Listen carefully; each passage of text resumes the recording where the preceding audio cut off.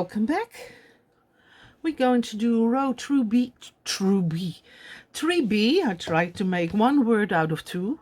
3B is done, as you see, in front of work. Let me move my marker.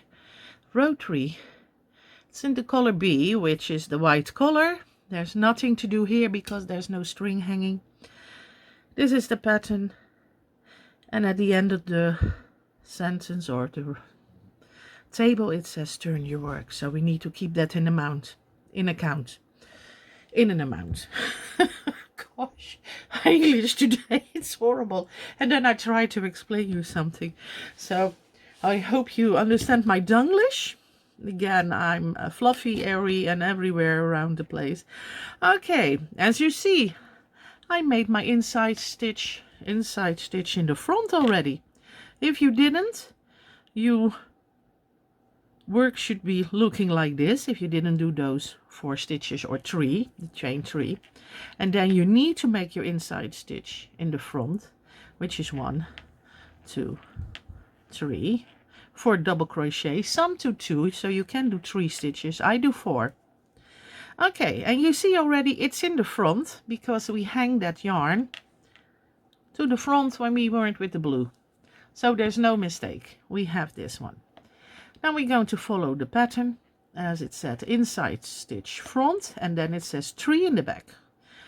Then in the back means a B means behind the blue color. So we need to peek over the wall and see that there is our first double crochet. We need to pick up the 2 loops and we make our double crochet and we do a chain 1 and it says 3.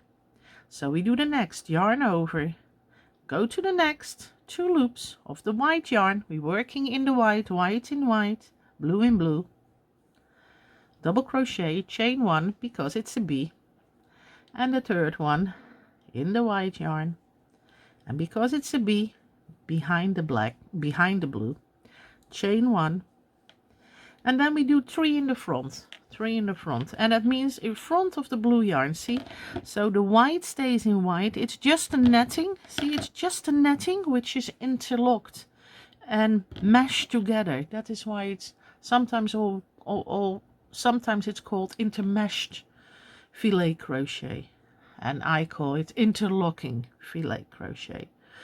Okay, we're going to do 3 in the front, yarn over, going to work in the front of the blue yarn, that is over the blue yarn, so not in, over the blue yarn. That means we need to pick up those 2 loops and pull them forward and make a double crochet. And see, I'm not touching the blue at all. I'm staying in that white and not in the blue. We chain 1 and we do the next one in the front. Pick up those 2 loops. Now I don't need to do a kickaboo behind because there's nothing behind it. There, I need to pull it, keep it in the front and stay in the front. Chain 1, yarn over. Now it's a little bit under it. See, you can see those 2 loops here, and that is why I'm still in the front, but I'm looking behind my work to see if I got the 2 loops. Then I pull them forward. You pull them, you drag them out, you know, you pull them forwards and you make your double crochet, chain 1. Then 3 in the back.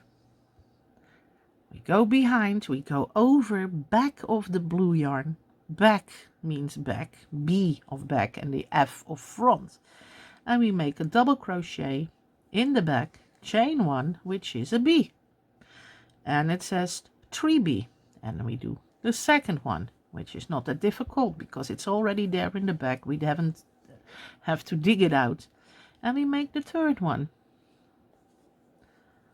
And then the last stitch says, and chain 1.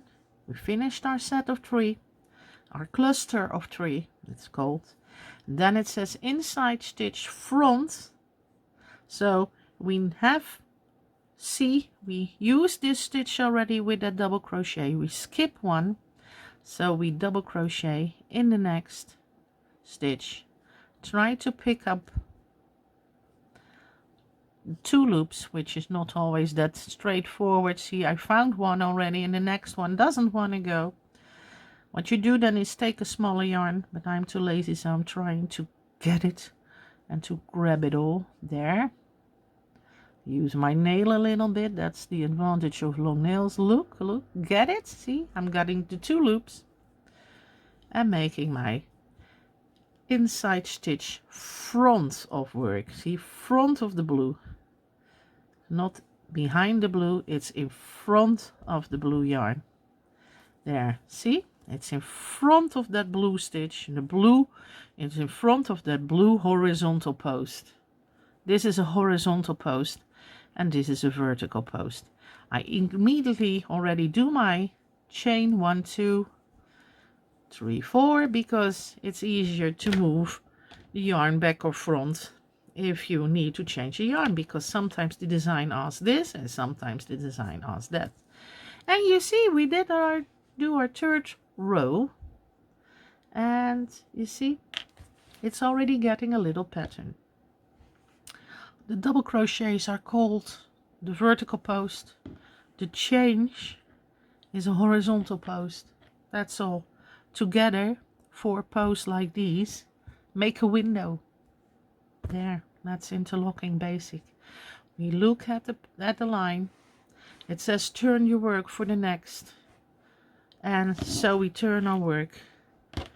Turn your work accordingly. There. And we see immediately also a pattern in the back, which is created automatically. And that's so nice of this technique. Okay, thank you very much. If you want to join me for row 4, just click on the next link. Thank you.